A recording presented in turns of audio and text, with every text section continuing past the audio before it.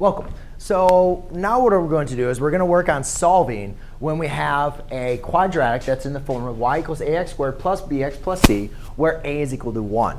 And I just want to go through again solving, because some of these problems I'm going to write as an equation. Some I might write as a function, and some of them I might just write as already set equal to 0. So remember, when we're solving, we're trying to find our values of x that are going to be when we're going to find the values of x that are going to make our equation equal to 0. So a lot of times I'll write equations that are already going to look like in this form.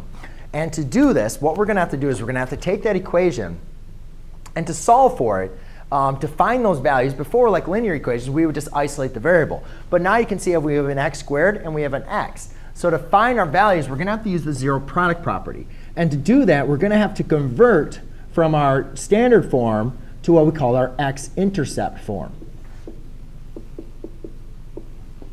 All right, so now by converting it into this form, we have multiplication. And what's the cool thing about multiplication when it equals 0 is we know that one of them has to equal 0. And that's part of the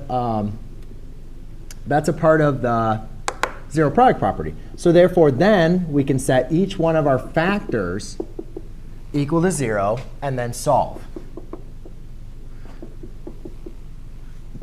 So this is going to be a fun little method. We're just going to work on taking it from general form to factored form and then solving to be able to find the zeros, the roots, the x-intercept. It doesn't really matter how the problem is structured or what they're asking. Our process is going to be exactly the same. There you go.